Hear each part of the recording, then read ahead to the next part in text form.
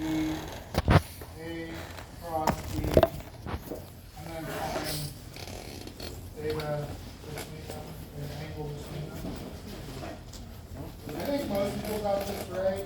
So A was defined as I hat plus J hat plus K hat, and B was minus I hat plus 2J hat minus K hat.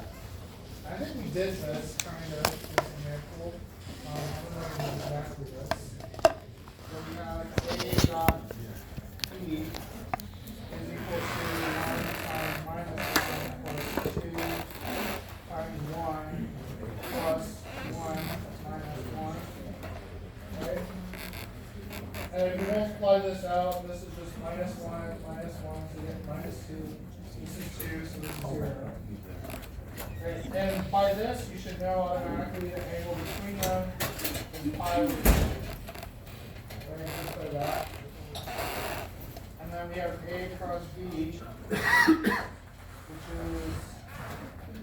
we write this out.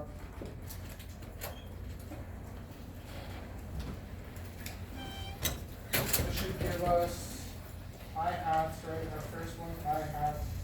We have 1 times minus 1 minus, then 1 times 2 plus, and then we'll just write over here, J hat, well actually minus J hat, sorry, minus J hat, and then 1 times minus 1 minus, and then 1 times minus 1.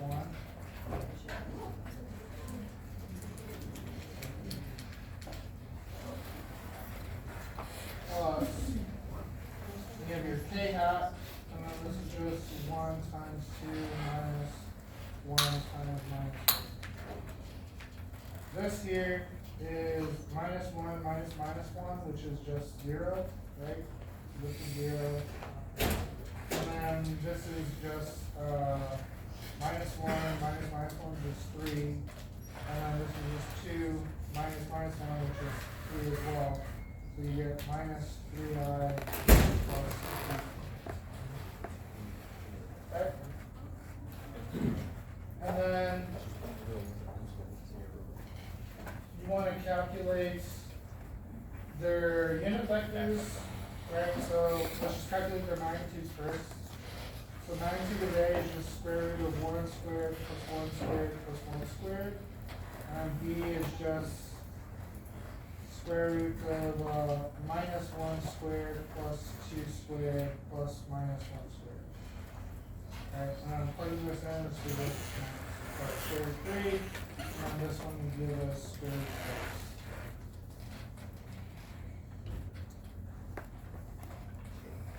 6. And so your unit vectors would just be 1 over square root 3 times A, right? And then your B unit vector would be 1 over square root 6 times V. Okay, that's the first couple problems. Alright, and then a lot of multiple choice. And then there was a max distance problem. Some like half, some, I think most got this right, but this was just applying, I think it was question 11. It was launched at V naught equals 10 meters per second at 20 degrees. What is the distance? If you recall, we derived the formula for this in general. It was V equals 2 V naught squared cosine theta sine theta divided by G. Okay. And you just plug in the values, you should get something like 6.56 meters.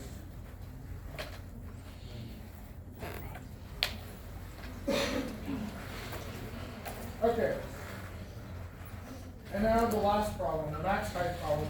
This one's actually kind of interesting because Depending on what you decide to do, you can get a different answer. But I will tell you why that different answer isn't necessarily correct. We have an object launched at 45 degrees, and there's 5 meters here, 5 meters here. And the question is, what is the initial velocity need to be such that it can reach 5 meters? So, again, at max height, oh yeah, and it's located at max height. So if we were to draw this, it should reach max height when it gets to there, right? At max height, 0 equals Vy minus Gt, right? So or this is not there, Vy naught, right? And to solve for the time that is for that, we should have some V naught sine of 45 degrees, right? Divided by G. So that's the time it takes for it to reach that height. Is that the time it takes to reach the wall? Now, if we were to force it to make it such that it has to reach the wall in that time, what's wrong with that? Well, actually, let's finish this. We'll come back to that, right? But keep that in mind. This is not the time needed to reach the wall. It's the time to reach that height. Okay? Okay, so plugging this in, we have h, right? So that's our height. V naught sine 5 minus 1/2 g t squared. We plug this in, we should get the same expression we've done before in the past. Just gonna write it out all the way.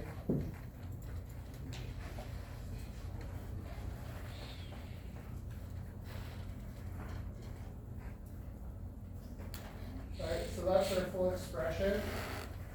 And you reduce everything, you just do a little bit of algebra.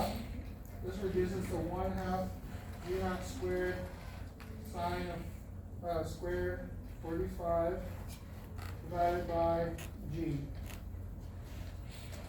Right? And then this gives us that our V naught should be equal to 14 meters per second. Keep in mind though that this here, so this is the answer to what you should have gotten. But now let's look at the x, right? So if we look at just x is equal to 5, right? Times V naught cosine of 45 times t. And we were to plug everything in, we would find that these are not equal. So 5 is not equal to this.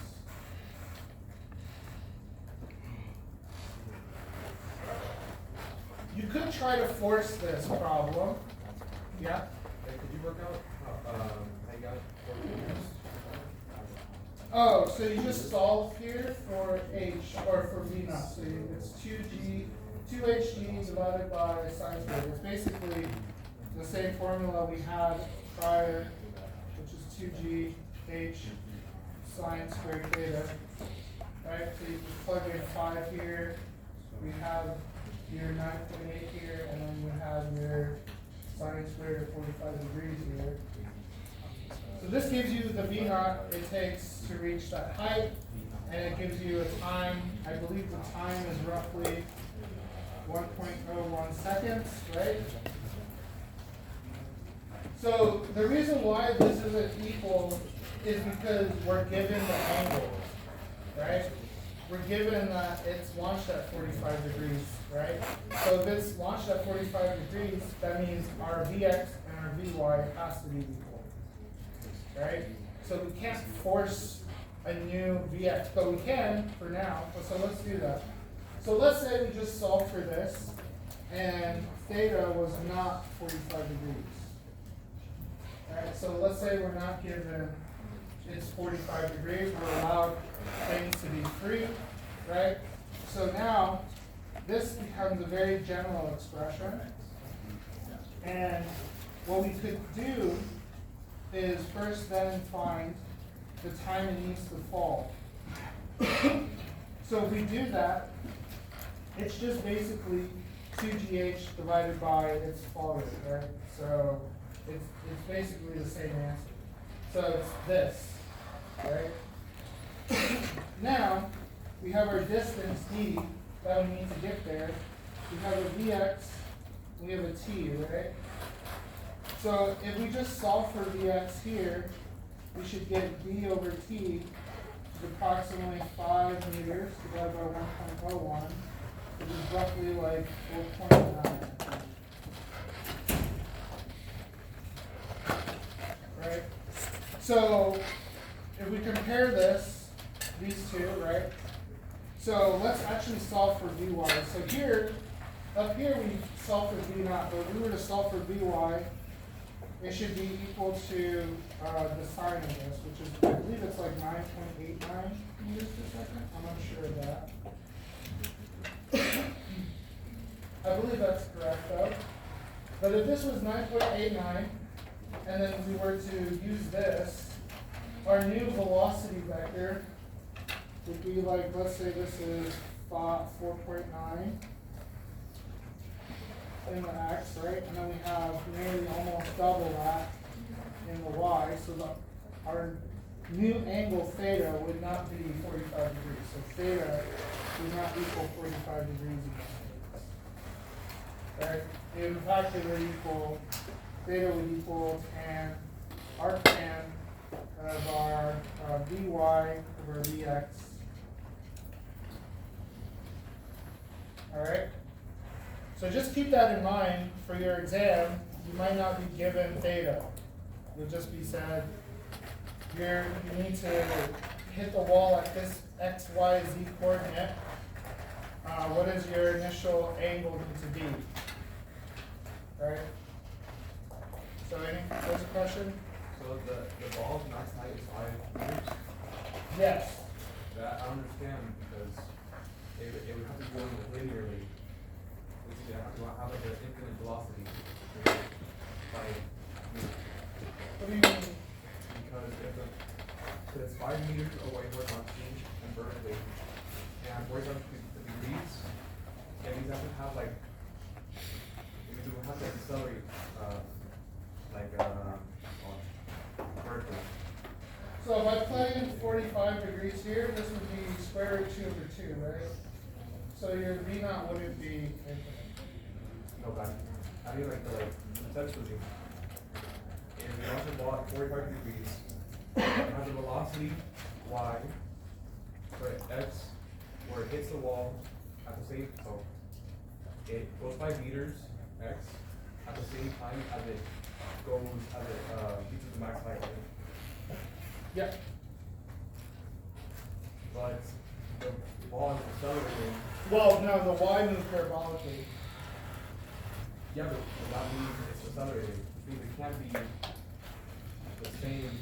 It can't be the same as the x. So if you, I don't know what you're trying to say, but if you were to plug in the time here, you wouldn't get 5, you get like 9 point something, right? You get like 9 meters. So that means it didn't hit here at 5. It flew past, it hit, and then it reached 5 later on. This isn't the true trajectory, what I drew here. So it's not the max height. 5 is the max height. So if 5 is like the max height, Yeah. Because it's launched at 45 degrees. That's what we were just talking about here. Because it's launched at 45 degrees, we have no freedom in its Vx. The problem just simply states what is the initial velocity to reach it, max height of 5, right? So the problem here is that we can't say, we can't define this angle. We can't say oh, it's no longer 45 degrees, it's going to be this new angle, and now I can reach the wall within 5 meters of this time and hit that exact point. Does that make sense? So I'm going to do a general problem here soon that will solve it for both. Just keep that in mind, right? It's because we have this angle here.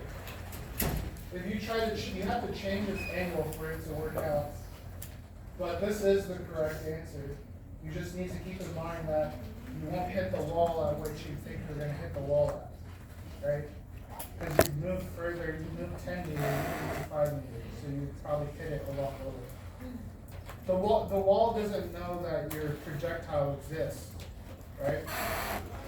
You have to impose that onto. That's why when it bounces off, you do a separate equation, right?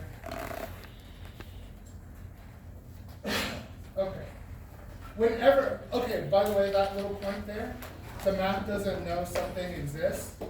You need to incorporate a new equation. That means, for example, let's say you had an interaction, like the ball hitting the wall, right? Or a bullet embedding itself in something. Those changes change the mass of the problem, or they change the direction of the velocity of the problem. And whenever that happens, there is an unspoken interaction between the two things. For example, the ball, all right, let's actually go to the next part, right? So the ball bounces back, and it lands a meter in front of where it started. So it lands here at 1 meter, and this is total 5 meters. So this distance here is 4 meters, right? So its Vx from the wall is different. It has to be the distance traveled divided by the time needed to fall, right? And the fall time is about 1.01 seconds. So this roughly gives you 3.9. Okay, meters per second. So these two velocities, right? Your initial velocity and your final velocity, these things will determine the change in energy. But you don't have an equation for the changes of energy dealing with the deformation of the ball. The ball hits the wall, it deforms, it loses energy because it's squishing, right? And then needs to expand again, so then it loses more energy, and then it flies off in some direction at some velocity. That change in energy is the energy of interaction with the wall. And it defines the change of the equation, and you need to change because the energy equations will also be defined. So you literally have maybe 2, 3, 4 equations that you need to write down for just that interaction without, in a simplified form. Simplified, not even counting the squishy. But we'll get into that. It's called impulse, and it has to deal with the change in force. But before we get into forces, let's just do a general problem here. Professor. So, Professor? yeah. But for number 17, it asks for the initial speed. So is it just Vx? That meant to be y. Yeah, because Vy is 0. It's max height, remember? Then wouldn't it be like negative 9.8? Because that's the gravity. No. So it hits the wall at max height, so your Vy is 0. The only interaction you have at that point is your x. Oh, okay. Yeah. Okay. So let's do a general problem. So this problem can be generalized to So these 2 points. he's saying the velocity of y. Yeah, let me So go back. suppose you have an object launched at v0, and then you want to find at some point it hits this line somewhere. So you can think of that as it's hitting a projectile that's launched from your position at some other time, or what have you. But we just want to find L. We want to find L, so this incline, let's call beta. And then this, let's call alpha. And the question is, what is the distance L in terms of alpha, beta, and V naught? So let's just write down our equation. So our first equation, right, y naught plus v naught y t minus 1/2 g t squared, x is equal to x naught plus v naught x t plus 1/2 ax t squared. Here I'm going to say that x naught and y naught initially are 0, 0. My ax is initially 0, right? And then I'm going to break up my v naught y into v naught sine alpha and v naught x into v naught cosine alpha. Right? And then we just plug everything in, and then it's just not from here. So let's do that. We want to know when it hits at this later time there. So let's write that down.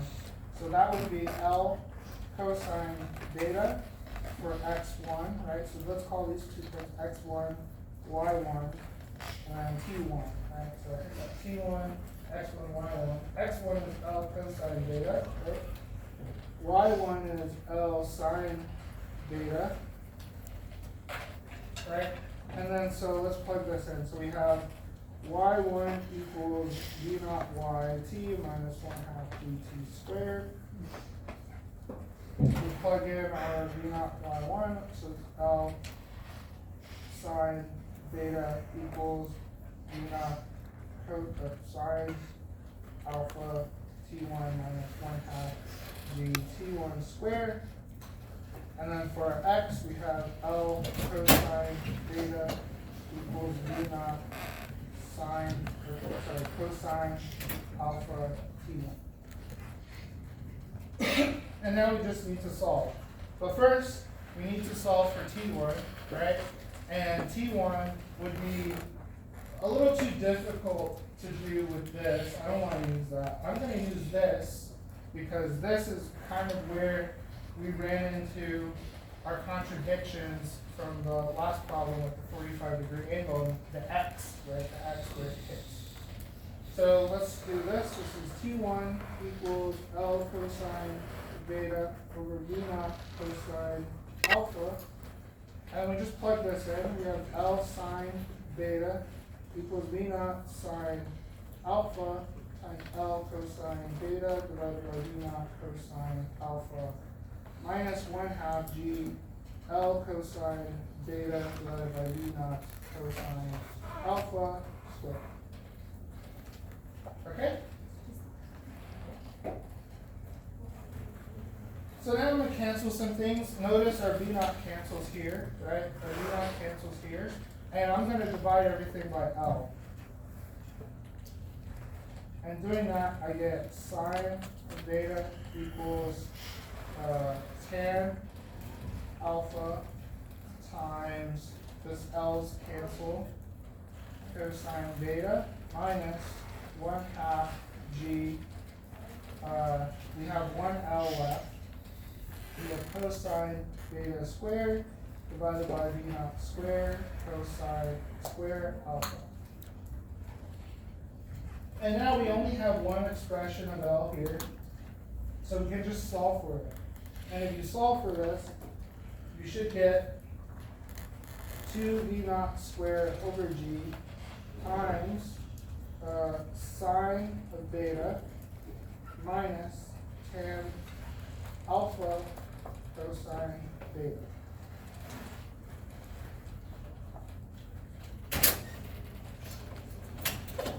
Right? So that's the answer. Right? And now you could imagine I give you something else. Let's say I give beta, right? And I say alpha would give the maximum distance at the endpoint. Right? So then you need to solve for what alpha would give you the max value. Okay? So, any questions on that? This is a general expression that can be used for anything with this sort of context. Okay? So keep that in mind. Yeah. What happened to the L when you moved it from the sign to the other side? From here to here?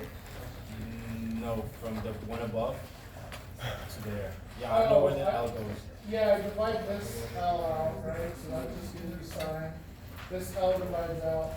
You get an L square and an L on the bottom, so that's just L. Right? Oh, okay, got And it. I Yeah. subtract this over, right? So I just subtract it over. Oh, I'm forgetting a negative. Negative here. Gotcha. Alright. Okay, let's move on to forces. I think that's everything I wanted to cover. I have one more example, but I'll do that one later. We'll do that next time. Okay, so forces. How many of you know Newton's law?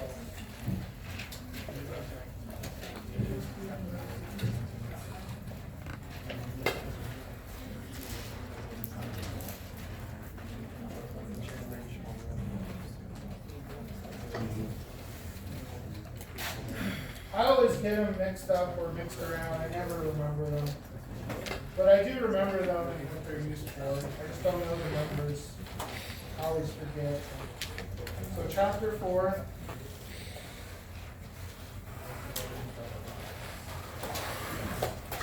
Newton's law. Excuse me.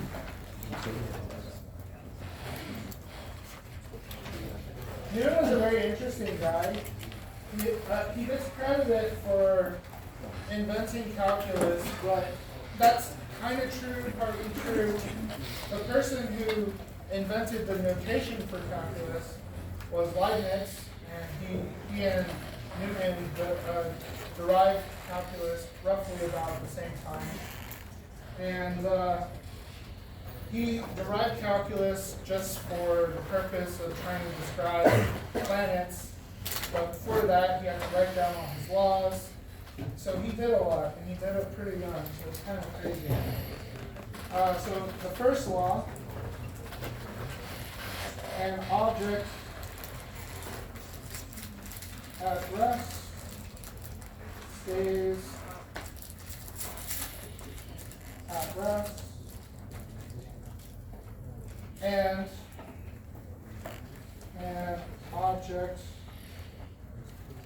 in motion stays in motion. In other words, my momentum or my velocity as I'm moving through space doesn't change, right? So Newton's first law basically says if there's no changes, then total force on the object is 0. In other words, F equals 0, which is equal to the change in momentum for time.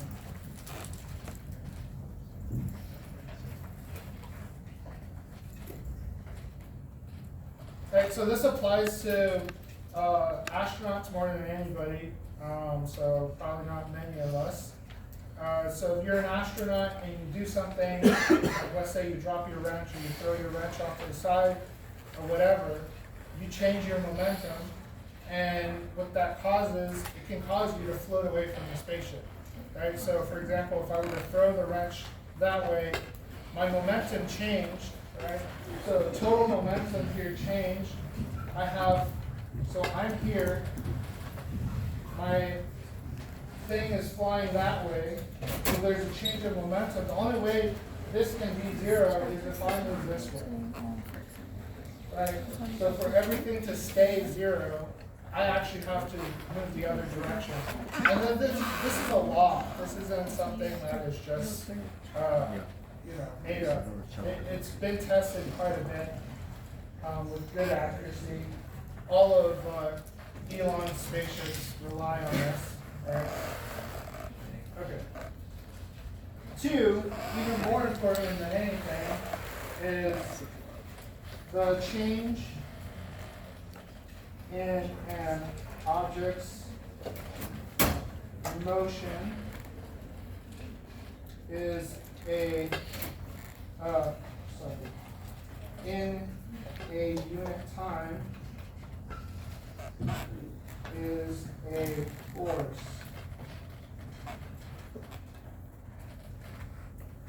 That is often the mass times acceleration. So if there's a mass, this is true. If it's massless, you have to take other types of, there's other things involved. And then this is basically the expression F equals ma. Right? So what was the acceleration again? Acceleration was dv dt, right? Here, if we define momentum as mass times velocity, then and mass is independent of time, we can always pull it inside here. So this can become F equals d dt m times v, right? We could expand this out, but there's no point. Mass is constant, so 0. The only thing we're thinking is here. So using our other expression, this is just the change of momentum per time. This expression, F equals the change of momentum per time, is the more fundamental and correct expression. When you get higher into other types of math, this is more fundamental, and it's related to what they call Hamilton's equations. Okay, and that's 2.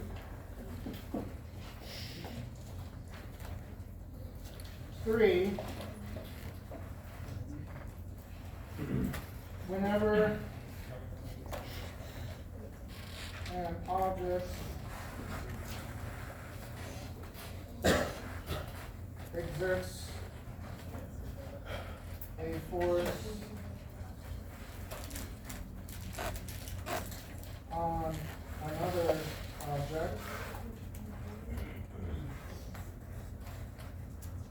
the other object exerts a force equal and opposite.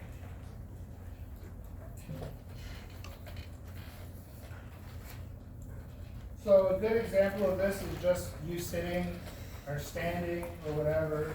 You have gravity weighing down on you, right? So you have gravity, you're on a planet. Gravity is giving you a weight, right? The counteraction of that is the Earth applying what they call a normal force, so N. So this is a classic example. Another example is like, let's say you're throwing an axe. So when you throw it, you're swinging it. It wants to swing this way, right? And you're applying a force. So your hand is moving, right? So as it moves, your hand is applying a force this way, right? When you let go, the axe rotates like this. Why doesn't it rotate the other way? Right? Because I'm applying force on the handle. Why doesn't it go backwards?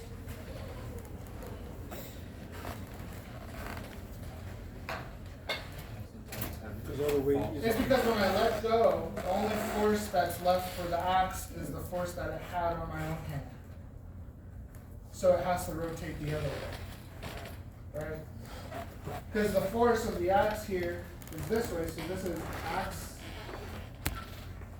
on me, or my hand, right? So F.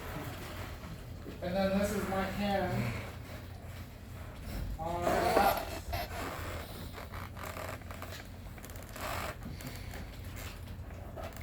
And then when you let go, your hand's no longer there, so the only force left right at that instantaneous moment is its rotation in the other way. Okay. Another way to look at it is to look at its rotation with respect to its center of mass, but we'll do that later. It's a whole other topic. Okay, forces are just like any other vector. I'm just going to state this very briefly. You can add them, right? So if you have a force on A, force of A, and then you have some force of B. This is just the components added. But now your directions depend on how you define your system, right? So for example, let's say you have I, J, you have a force acting on, let's say, a hockey puck, right? You have two players, player A and player B, they're both fighting over this thing, and they, at some moment, hit this hockey puck in two different directions, right? So let's say this is FA, FB, you know, what's the total force on this object? It's just the addition of the components. So you have FA x plus FBX in your I plus your FAY plus your FAB or BY, sorry, in your J. And that's basically it. Now you might want to ask, how much force of A is in the direction of B, right? Remember that question or that way of phrasing? So that's just F dot B, right? So I have a force in A. How much of that force is in B? So that's what this is, and that's just the magnitude of A times the magnitude of B times the angle between them. Right, and so let's call this angle theta AB. So it's just the same thing as any other vector. All the things apply. And in fact, if we were to go into the cross product for a force, let's say you had an axe, some handle, right? This is some radius, let's call R. So there's a radial vector for the handle. And you are applying a force here. Right, so what direction does it rotate? Its rotation would be defined as R cross F. And for this, again, it would be opposite. Right, so the rotation, so if our positive is like this one's R cross F, so we're rotating this way, so it's actually negative, so this gives us a negative rotation. But we don't observe that, right? So really what we should be looking at is actually the force that the axe has on us. So this is, let's call this knee, axe,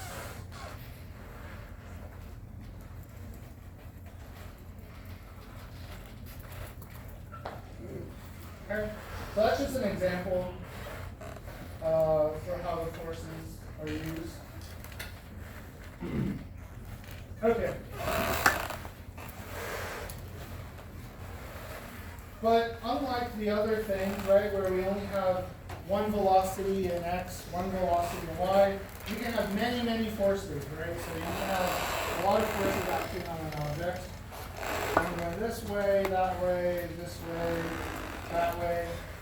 We're gonna start calling these just F1, F2, dot, dot, dot, and we'll call this Fi. The ith particle or ith force is basically however many different things are interacting with it. And these can all be added, so the total force on our object would just be F1 plus F2 plus F3 plus dot, dot, dot, however many forces we have. And then by proxy, we have a bunch of Fx1 plus Fx2 plus Fx3 plus dot dot dot, and this is your x components plus, so this is like x hat, or this y hat. We have fy1 plus fy2 plus fy3 dot dot dot y hat plus n forever, however many you can keep going, and this becomes your total forces is just the sum over your components in each direction. So you have n forces. You sum from I to n for each one. How many of you know summation notation or summations? Okay, good. And this becomes sum of I to n, I1, I hat. And if you had it in 3 dimensions, you just add in your third component.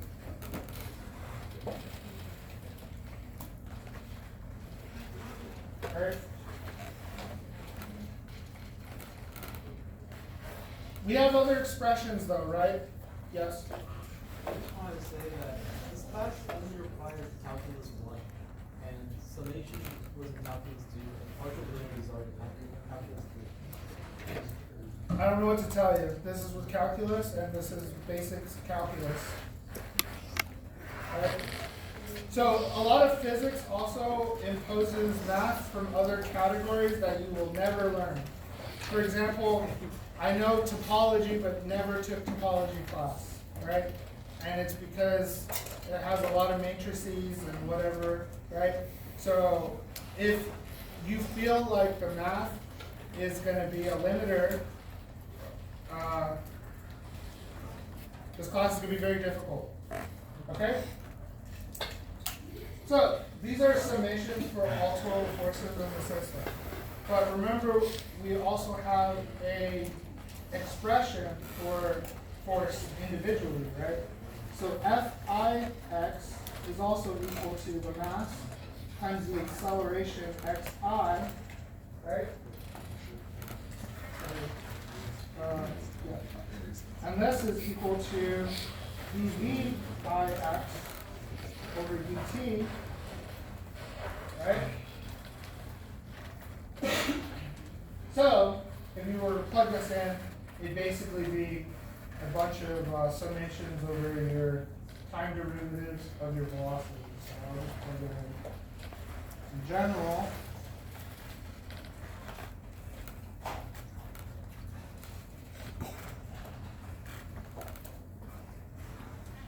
So in general, that's what this is.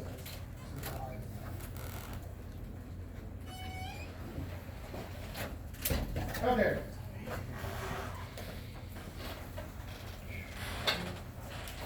So your book kind of just gives you this derivation. Oh, well, it does it later. Actually, we won't get into it. I was going to get into the expression of the force being a partial gradient of a potential, but your book goes into that later. I have it here for some reason. I think just as a reminder.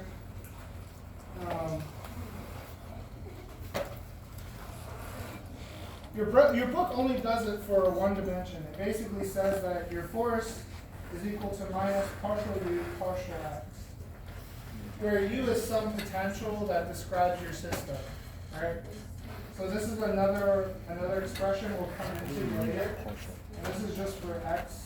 I don't know what potential is. I was going to relate these two and show you how you can get Hamilton's equation by just relating these two. But we'll do that later.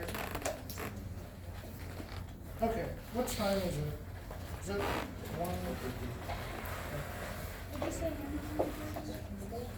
Yeah. You don't have to know that, but it's important. So a lot of engineers never encounter it. They never encounter Lagrangians or they never encounter Hamiltonians. And I think it's very bad that a lot of engineers have it.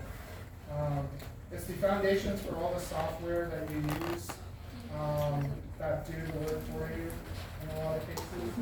And if you ever want to write or create your own new software that represents a realistic system, you will need to know Hamilton's equations and Lagrangians. What is this again? a Lagrangian.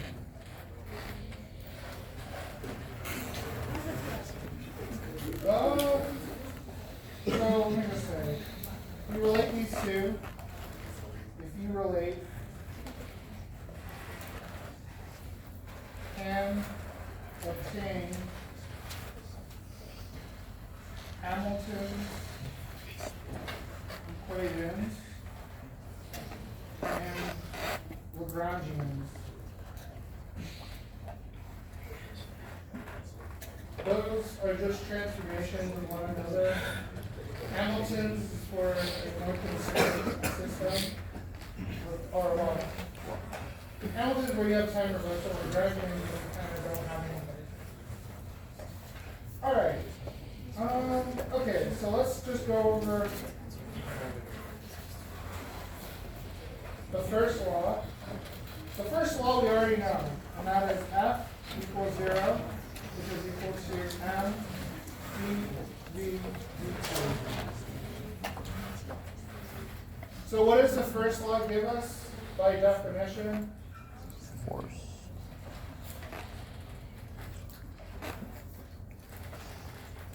Well, if I assume our mass is non-zero, so M is non-zero equal to 0, you have dV dt equals 0. So the change in our velocity doesn't change with time. So our object basically just looks like, let's say this is V, this is T. It just looks like a straight flat line, right? And if we go through and we do this again, we should get x equals x dot plus vxt. So there's no gravity here, right, from Newton's first law. Newton's first law doesn't give you gravity. We actually have to impose that on our systems. And that's the second law. So let's go for the second law.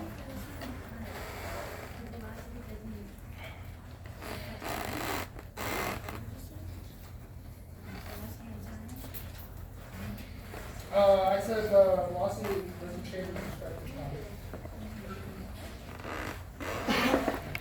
So that language, that verbiage, velocity doesn't change with respect to time, is like is this equation in words. So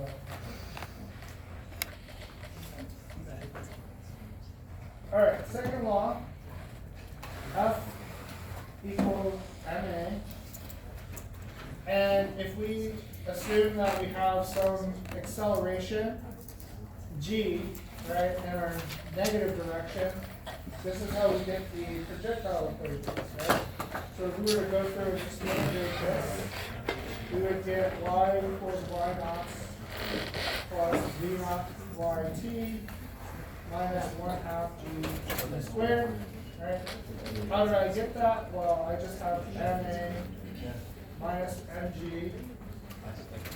This gives you a equals g, right?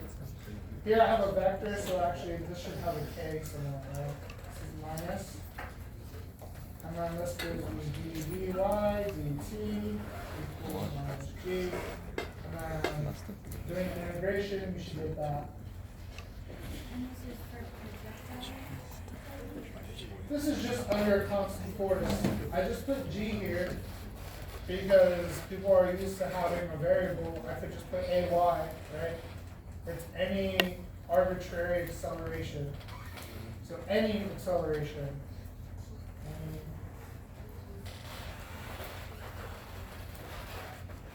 Professor, Yeah. can you just go over one more time the a magnitude equals negative mg, and then how it transfers to the a? So from here to here, One more down.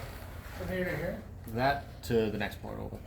Oh, so I just divided out my m's. Okay. And then here I added in the k because you need to have this is a vector. A vector can be equal to this, so to fix that, You add in the there. k? Okay. Okay. And then here, from here to here, I just dot both sides by k. So what I did here was I had a k hat on both sides. So I just dot the whole thing with k. And then I should give me 1 and 1 on both sides. And then I just do the integrals as we went over in previous classes, and we should get this expression. This is deriving equations. This is deriving the equations. And they solve. That's it. Okay, photons are massless. What does that tell you about the forces acting on the overall?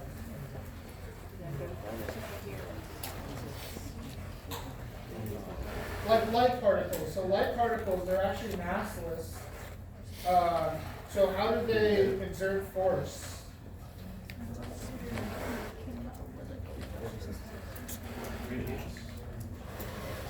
Well, another way to think about it is like, why does a photon travel at the maximum speed possible? Because it had no mass to hold it down. Yeah, well, yeah, all those things are related, yeah. So it doesn't have mass, right? So if we just look at our first equation, if it doesn't have mass, then it doesn't take any force to make it move, right? So it doesn't need any forces to make it accelerate. It's always accelerating, and it's always accelerated at the max speed with respect to our frame. And we have no evidence that it changes its speed. So it just travels at its max speed, a constant speed. And that speed would be c. Okay. It's hard to think about. I highly recommend thinking about it more in different contexts, because it's something that a lot of physicists don't think about, and it pertains to curvature, time, energy, and information transfer, right? Because time dilation is a thing that we're all affected by it. In fact, all of us here carry with us a unique solution to us, and there is absolutely no overlap with any other person, except if you have kids. Then that's the only case in which the world lines mix at a quantum level, right? So it's interesting. Anyways, I'll go over some examples next class on applying these three equations to various problems. From here on out, the class is very applied, and the math that gets pulled in from different places usually will stay within the context of the book, but remember, all calculus, make sure you're comfortable with it. Okay, that's all for today.